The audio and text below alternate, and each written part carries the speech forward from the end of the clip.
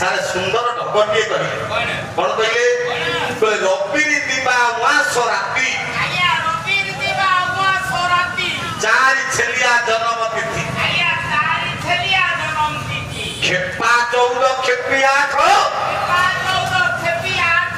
एकादशी करी जीवन काट दहीरे जदि मारू छेड़ भव्या खाले डुबाई सेथिरे जदि न बळे मन शेषे जाइकर ठुंटा दर्शन देखन पे बंगाली कवि कृष्णदास रवि दिवा उआस राति रवि दिवा रविवार ताहले रवि दिवा बोले रविवार दिवा बोले दिन रविवार दिन सारे 12 भितर श्रेष्ठ बार होती रविवार 12 भितर जो 7 12 अच्छी ये 7 12 मान भितर श्रेष्ठ बारटा होती रविवार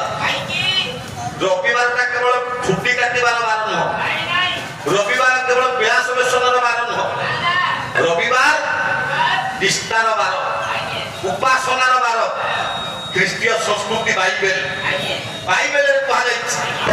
रविवार होची निष्ठार बार उपासनार बार छुट्टी काटिबार बार नुह ये कथा परिष्कार भाव रे आपनकर ख्रीष्टीय संस्कृति बाइबेल रे कथा लिखा है खाली बाइबेल नुह अब हिंदू संस्कृति हिंदू शास्त्र मध्य ये कथा को समर्थन करे रविवार सूर्य नारायण को बार जो सूर्य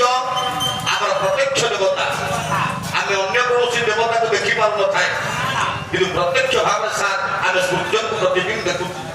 नमस्कार टी हो तो आमर प्रत्यक्ष देवता होती सार सूर्य से सूर्यंगर बारटा रविवार किंतु रविवारटा 7 बार मानक भितरे रविवारटा होती श्रेष्ठ बार तो रविवार मु आपण मान को जति के आपण मान अछन ये द्वितीय पर्याय वाला अपन समाज मु आपण मान जति की कहिबी आपण माने रविवार के निष्ठा रे रहू आमे हिंदू रे तबे रविवार निष्ठा रहे सूर्य हमर जाति देवता प्रत्यक्ष देवता रविवार किमिति आमे रहिबा आमिष आमे रविवार बेसी खाउते ना सर आमिष रविवार खांतु सर रविवार आमिष खाइबे खाइले हबो कोन आमिष मद्यपान जा करोति रवि दिने सत्पजन्मे भवत रोगी ये जन्मे दरिद्रता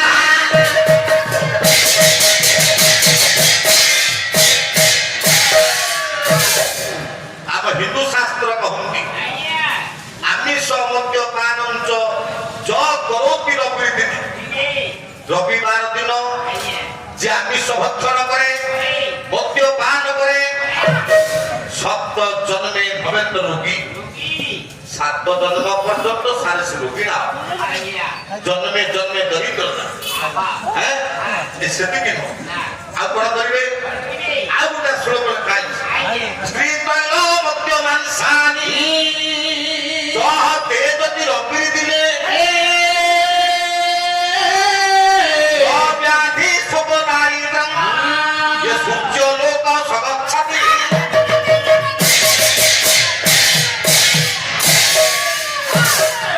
आइना कहउचंती मु श्लोक गाइले पड़े भूल तमे ब्राह्मणिया लोक कहले बिली कोन होला तम श्लोक भूल मु कहितली बिली आके से कथा मते कमेंट मराओ तम श्लोक रेकॉर्डिंग ये भी सब अछि ओ भाई माने 4टा कैमरा लगै छ सब श्लोक भूल तमे कोन भाबी छ नानी को मानो ए मर कोन अपना विवेक की बहुत स्त्री तैल मद्य मांसानि जह तेजति रवि दिने स्त्री रविवार स्त्री सहवास निषेध निष्ठार रही तैल रविवार तेल लगे मद्य भक्षण करेंगे मांस आमिष भक्षण करेंगे जदि कथा मानवे सूर्य लोक सब अच्छी से लोक सूर्य लोक बुझे ये कथा परिष्कार भाव हिंदू शास्त्र लिखाई ବୃହତ ମହାଲକ୍ଷ୍ମୀ ପୁରାଣ ଆଜ୍ଞା ଆମର ଘରେ ଘରେ ମାର୍ଗଶିର ମାସରେ ଲକ୍ଷ୍ମୀ ପୁରାଣ ପଢ଼ାଯାଉଛି ମାଣବସା ହଉଛି କିନ୍ତୁ ଲକ୍ଷ୍ମୀ ପୁରାଣ ବହି ପଢ଼ାଯାଉଛି ଏଇଟା ଚଟି ପୁରାଣ ଆଜ୍ଞା ଛୋଟ ବହି ଆଉ ଗୋଟିଏ ବହି ଅଛି ଲକ୍ଷ୍ମୀ ପୁରାଣ ସେଟା ହଉଛି ବୃହତ ମହାଲକ୍ଷ୍ମୀ ପୁରାଣ କବି ହେଲେ ବଳରାମ ଦାସ ସେ କହିଛନ୍ତି ବୋଲେ আমি ସବୁ ଜୟ ନାହିଁ ଯେ ହୁ ରବିବାରେ ହୋ ରବିବାରେ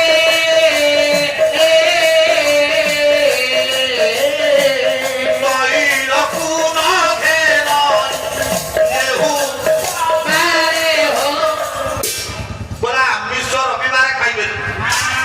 ବୃହତ ମହାଲକ୍ଷ୍ମୀ ପୁରାଣ ମନା କରୁଛି ବୋଲେ ପର ନାରୀ ପର ଦ୍ରବ୍ୟ ନ କରିବେ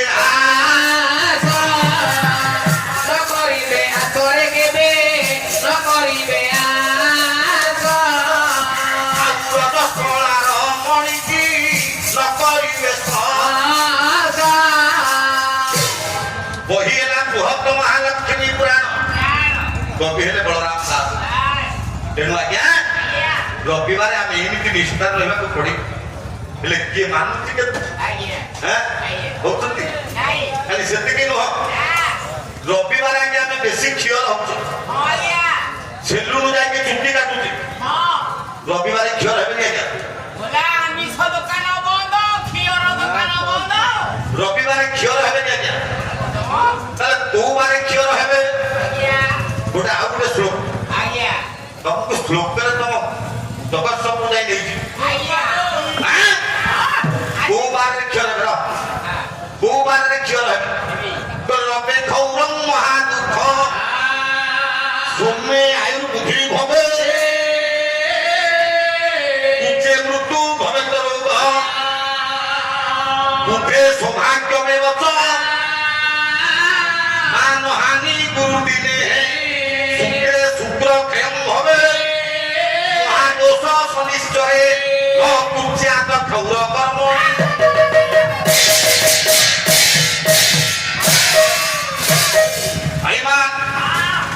রবে ক্ষৌর মহাদুঃখ রবিবারে যদি আপনার মানে খিয়াল হবে মহাদুঃখ রবিবার আপনার মানে খিয়াল হুঁতু না সৌম্যে আয়ু বুদ্ধি ভবে সোমবারে যদি আপনার মানে খিয়াল হবে আয়ুষ বঢ়িব তারপরে সোমবারটা আজ্ঞা ভাল কুচে মৃত্যু ভবে তো রোগ কুচে বলে মঙ্গলবার মঙ্গলবার খিয়াল হলে রোগ হবা আজ্ঞা বুধে সৌভাগ্য বচ বুধবারে যদি খিয়াল হবে সৌভাগ্য বুদ্ধি মানহানি গুরু দিনে গুরুবারে খিয়াল হলে মানহানি শুক্রে শুক্র ক্ষয় হবে শুক্রবারে যদি খিয়াল হবে আপনার শুক্র ক্ষয় মহাদোষ শনিশ্চয় শনিবারে খিয়াল হবাটাই দোষ 7 বার মানক ভিতর 2টি বার হচ্ছে খিয়াল হওয়া উপযুক্ত বার গোটা সোমবার আর গোটা হচ্ছে বুধবার এই সোমবার আর বুধবার সার আপনার খিয়াল হব আর অন্য বারে খিয়াল হবে তেমন বাপা মা এইপাই আম গাঁ কহিলে বুড়া বুড়া মনুষা মানে কহ বড় কহ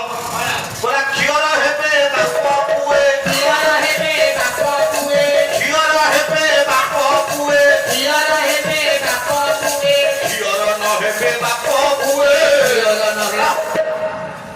বুড়া বুড়া মনুষা মানে কহ যে খিয়র হেবে বাপ পুয়ে পুনি খিয়র ন হেবে বাপ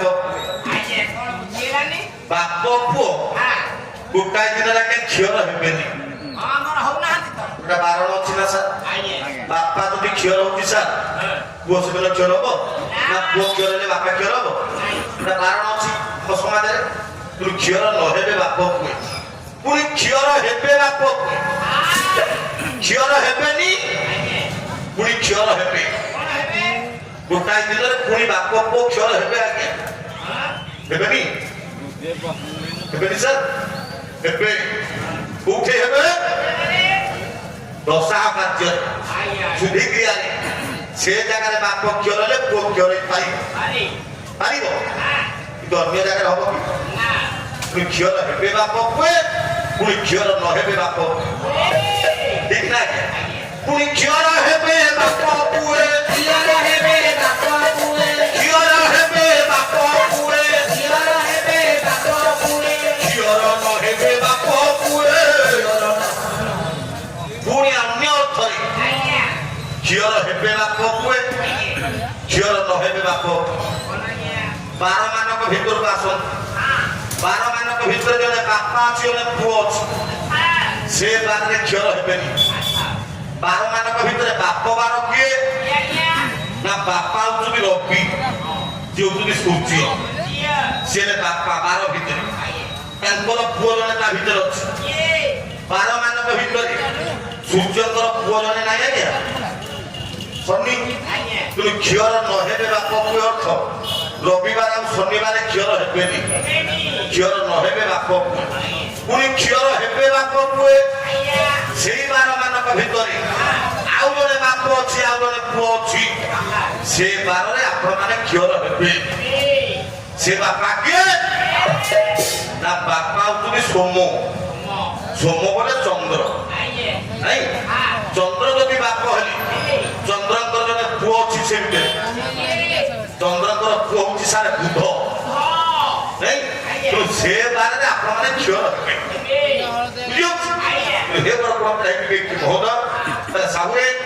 ରବିବାର ଦିନ ଆମେ ନିଷ୍ଠାରେ ରହିବା ସଙ୍ଗେ ସଙ୍ଗେ ସୂର୍ଯ୍ୟକୁ ଅର୍ଘ୍ୟଦାନ କରିବା ନମସ୍କାର ପ୍ରତିଦିନ ଆପଣମାନେ ସୂର୍ଯ୍ୟକୁ ନମସ୍କାର କରନ୍ତୁ ଅର୍ଘ୍ୟଦାନ କରନ୍ତୁ ଯାହାଙ୍କ ପ୍ରତି ସୂର୍ଯ୍ୟଙ୍କର କୃପା ହବ ତା ଜୀବନ କାଳ ଭିତରେ ତାର ଆଖି ରୋଗ ହବ ସୂର୍ଯ୍ୟ ଦାତା ନୟନ ଶୁଭଦା ସୂର୍ଯ୍ୟଙ୍କର କୃପା ଯାହା ଉପରେ ହୁଏ ତାର ଆଖି ରୋଗ କେବେ ହବନି ଆଜି ଆମକୁ 40 ବର୍ଷ ହେଇଗଲା ମାନେ ଆଖି ରୋଗ ହେଇଗଲା 40 ହେଲା ଆମକୁ ଦେଖାଯାଉ ଯଦି ପ୍ରକୃତରେ ଜଣେ ଲୋକ ନିଷ୍ଠାର ସହିତ ଶୁଭତାର ସହିତ ସୂର୍ଯ୍ୟଙ୍କର ଉପାସନା କରିବ ତା ଜୀବନ କାଳ ଭିତରେ ଆଖି ରୋଗ ହବନି ଏ କଥା ଆମ ଶାସ୍ତ୍ରରେ ପରିଷ୍କାର ଭାବରେ ଲେଖା ହେଇଛି ସୂର୍ଯ୍ୟଙ୍କୁ ପ୍ରତିଦିନ ଆମେ ନମସ୍କାର ହବା ଅର୍ଘ୍ୟଦାନ ଦେବା କାହିଁକି ନା ସାର୍ ଯେ ସୂର୍ଯ୍ୟ ହଉଛନ୍ତି ନମସ୍କାର ପ୍ରିୟ ସୂର୍ଯ୍ୟ ଭଲ ପାଆନ୍ତି ନମସ୍କାର ଆମେ ନମସ୍କାର କରିବା ପାଇଁ କଣ ପଇସା ପଡୁଛି ସାର୍ ତେଣୁ ନମସ୍କାର ପ୍ରିୟ ଭାନୁ ଜଳଧାର ପ୍ରିୟ ଶିବ ପ୍ରଚାର ପ୍ରିୟ ବିଷ୍ଣୁ ବ୍ରାହ୍ମଣ ଭୋଜନ ପ୍ରିୟ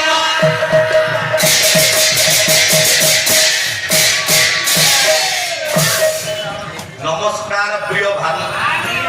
ସୂର୍ଯ୍ୟଙ୍କୁ ନମସ୍କାର କଲେ ସୂର୍ଯ୍ୟ ସନ୍ତୁଷ୍ଟ ହେବ ସିଏ ନମସ୍କାର ପ୍ରିୟ ଜଳଧାର ପ୍ରିୟ ଶିବ ଶିବ ହେଲେ ଜଳ ପ୍ରିୟ ଶିବଙ୍କୁ ଜଳ ଦେଲେ ସେ ସନ୍ତୁଷ୍ଟ ହେବ ନାଇଁ ସାର୍ ଉପଚାର ପ୍ରିୟ ବିଷ୍ଣୁ ବିଷ୍ଣୁ ହେଲେ ଉପଚାର ପ୍ରିୟ 16 ଉପଚାରରେ ବିଷ୍ଣୁଙ୍କର ପୂଜା କରାଯାଏ ଆଉ ବ୍ରାହ୍ମଣ ଭୋଜନ ପ୍ରିୟ ବ୍ରାହ୍ମଣ ମାନେ ହଉଛନ୍ତି ଭୋଜନ ପ୍ରିୟ ସେମିତି ଭଲ ପାୟସ ପିଷ୍ଟ ଅନ୍ନ ବ୍ୟଞ୍ଜନ ଯଦି ତାଙ୍କୁ ବାଢି ଦେବେ ସେ ଆନନ୍ଦରେ ନାଚିବେ ମୋ ଭାଇନା ସୁଭାଷ ଭାଇନାକୁ ଦେଖୁନା ବ୍ରାହ୍ମଣିଆ ଲୋକ କାଲି କଣ ଖାଇବାରେ ଟିକେ ଲେଟ୍ ହେଇଗଲା ବୋଲି ପରଦିନ ବଜାରକୁ ଆସିକି ସେ ଫଳ ବହି କିଣି ପକେଇ ଖାଇବା ପ୍ରିୟ ଲୋକ ଆମେ ଖଣ୍ଡାଇତିଆ ଲୋକ ଆମର ହେଲେ ହେଲା ନହେଲେ ନାହିଁ ବ୍ରାହ୍ମଣ ହଉଛନ୍ତି ଭୋଜନ ପ୍ରିୟ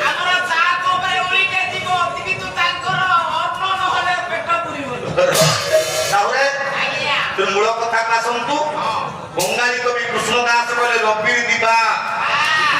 ରବିବାର ଦିନ ଆମେ ନିଷ୍ଠାରେ ରହିବା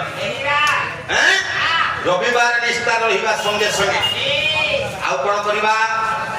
ଚାରି ଛେଲିଆ ଜନ୍ମ ତିଥି ଚାରି ଛେଲିଆ ଜନ୍ମ ତିଥି କଣ କହିବି